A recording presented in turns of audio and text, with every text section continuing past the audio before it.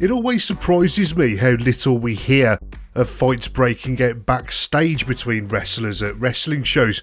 Consider the fact that almost everything that happens backstage gets leaked, and when fights do happen, we tend to know about it immediately thanks to the news sites. It seems that most of the talent behave themselves off camera, and very rarely do things ever boil over into physicality. Consider also that wrestlers are usually really strong, sometimes physically huge, and they're simulating literally hating each other's guts and pasting the crap out of each other every week on TV. It is testament to their patience with each other that there have been no backstage murders.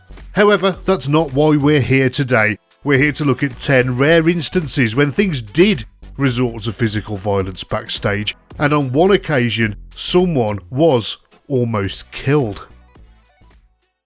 In the late 80s, the tag team of Shawn Michaels and Marty Jannetty were a breath of fresh air to the WWE tag team scene. It's a shame that the Rockers never had a proper run with the tag team championship, because there is no doubting how popular the team was with the fans at the time. The WWE fans watched on, shocked and disgusted, as Michaels threw Jannetty through the barbershop window in 1991, turning heel on his longtime tag team partner. What those fans didn't necessarily realise at the time was that the writing had already been on the wall for months for the Rockers, who had started to detest each other. Their 6-year friendship had come to an end not only on TV, but in real life too. A real-life brawl broke out between Michaels and Jannetty at a hotel, and blood was spilled. The exact reason it started is not known. However, the rumour is that it was Roddy Piper who had been stirring up some shit between the two former friends. Things got so bad that the police were called and the pair were being hauled away,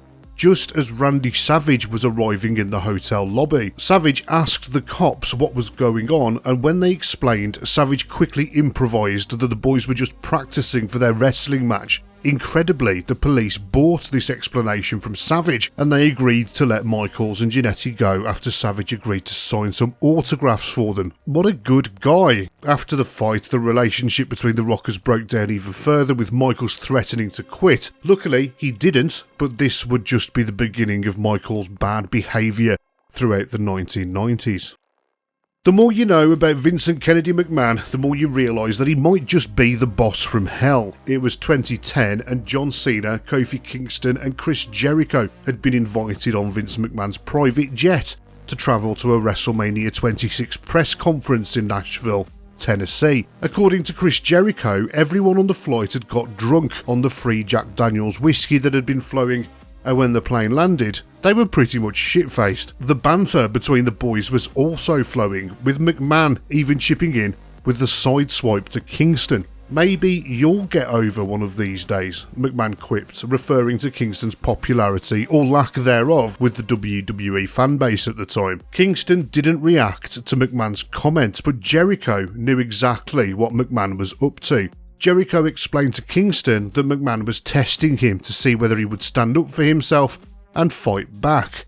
According to Kingston, after making the remark about him getting over, McMahon proceeded to try and rile him up even more as they exited the plane by asking him if he was going to fight an old man. In a moment of incredible bravery, Kingston squared up to the boss and asked if he had something against him. McMahon said that he might have a problem with Kingston and asked what he planned to do about it. The two went back and forth verbally until McMahon got physical and went for a double leg. The two wrestled for a few minutes before McMahon broke the hold and laughed as he walked away. Years later, Kingston confirmed that he and McMahon had always shared a great relationship, but who knows what the boss's attitude would have been towards him had Kingston not stood up for himself on that day. Back in 2008, it was no secret that JBL was just a big bully, and it was frequently reported that he would often get drunk and rib those smaller WWE superstars and employees around him. When WWE were on a trip to perform for the troops in 2008, JBL had constantly been needling at Joey Styles for the duration of the excursion. Apparently, there were a number of different things that JBL did to Styles during the course of the tour, all of which would have set anyone off. Eventually, Styles snapped and got in the face of the former WWE champion. Several WWE employees jumped in and tried to hold the men back, but JBL had been drinking and had that liquor strength going on. JBL charged at Styles, who squarely lumped the big Texan in the face with a huge right hand, knocking him clean out. JBL was left with a black eye which was visible on TV and tilted his cowboy hat down to hide his face during the broadcast. JBL reportedly spent most of that Monday night alone in the locker room, remaining very quiet. It wouldn't be long before JBL left WWE due to a back injury, but it was noted that when he returned a few years later, he was like a different person. Perhaps we can thank Joey Styles for making him change his ways. Here's a match for the ages, the 7-foot Big Show versus the 7-foot 1-inch Great Khali. I've heard that both men are fairly easygoing, so this one was somewhat of a surprise, but if anyone was going to be brave enough to pick on a giant, then it would probably be another giant. These two big men were tag teaming for a house show match when Khali blatantly stole one of Big Show's special moves. No, it wasn't the knockout punch or even the legendary showstopper. It was that chest chop he does after shushing the crowd.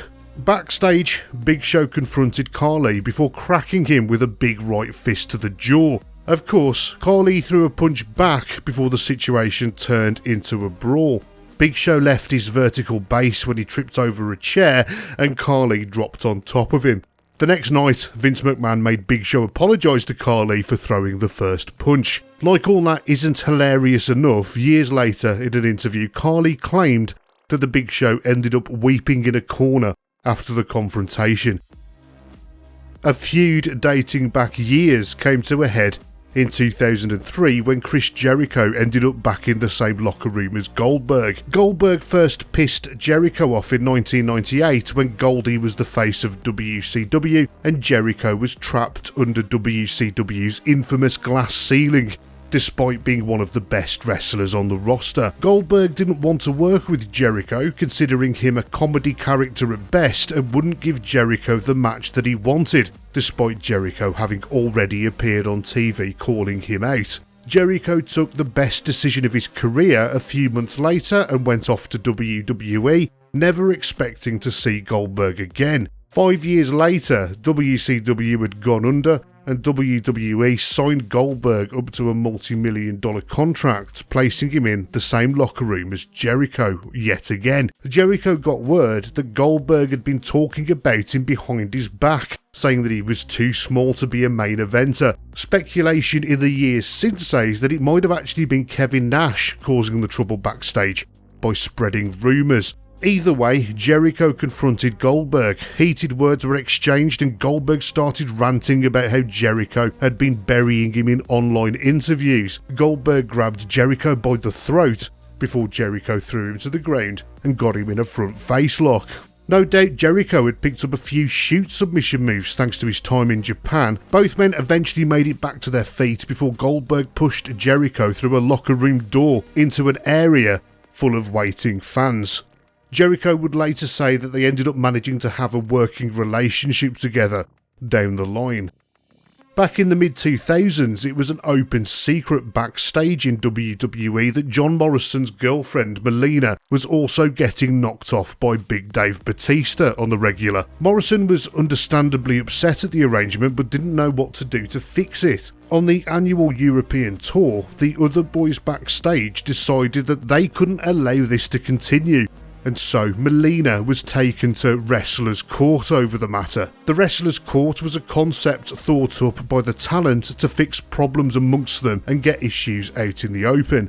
The Undertaker was usually the judge and Booker T was usually on the prosecution team alongside JBL. During this particular court session, Melina apparently burst into tears within 10 minutes thanks to the slut-shaming session she was on the receiving end of from the prosecution. Batista himself wasn't there at the time, but he had heard that Melina had been taken to Wrestler's Court and was really upset about it. Not that Booker T cared.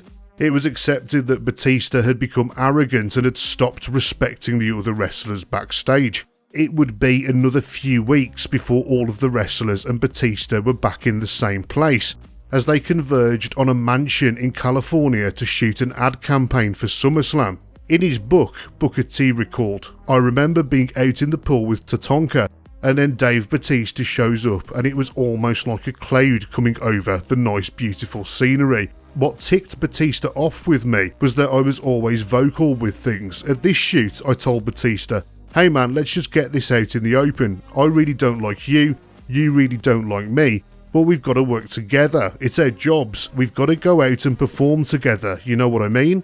But if you ever cross me, you're going to have to deal with these fists. It would be a few minutes later before the men confronted each other and the fight went down. Booker would later say that he put a good beating on Bautista. He hadn't lost a fight since he was 13 years old, and that wasn't about to change. Later, Bautista said, we had to get past this. It had been brewing for a long time. It's over. We will agree to disagree. We won't be friends, but we will work together. After WWE bought WCW in 2001, Buff Bagwell and Shane Helms were both lucky enough to have their contracts brought out by WWE. Lots of other former WCW wrestlers also had their contracts brought out by WWE too, and some adapted to their new workplace better than others. Bagwell always had a reputation as being a loudmouth jerk, and that didn't stop after transitioning to WWE. During a training session, Bagwell started running his mouth to Shane Helms, telling him he would never make it as a WWE superstar because he was too short and lacked muscle definition. Helms had had enough of Bagwell and threw a bottle of frozen water at him, busting his head wide open.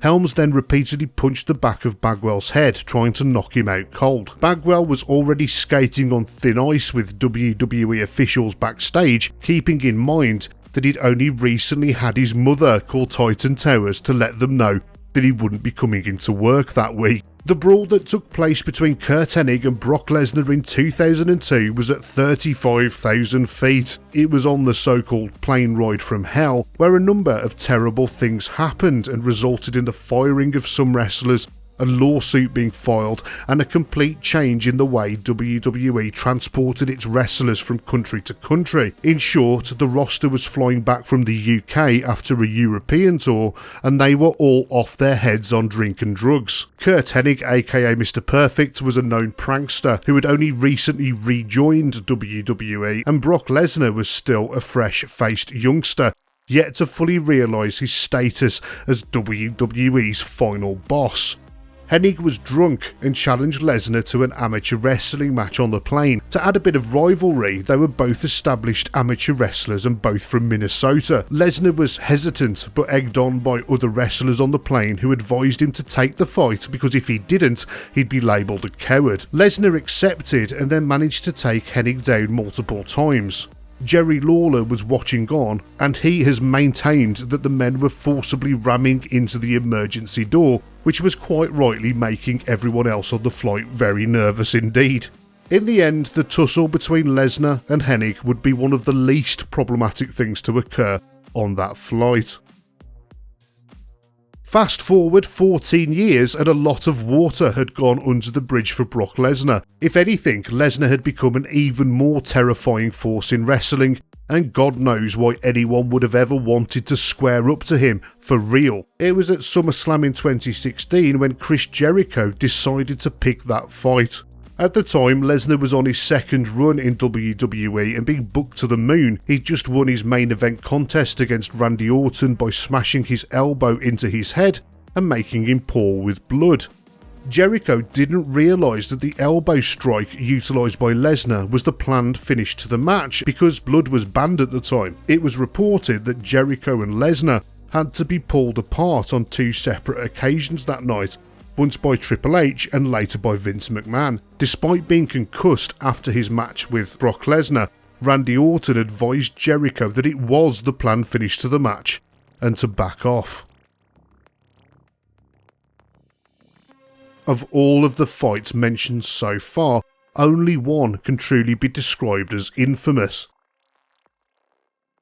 It was October 1993, and WCW was on the UK leg of a gruelling tour of Europe. The English town of Blackburn was playing host to the first night of the schedule, and it would also play host to a violent coming to blows between Sid Vicious and Arn Anderson.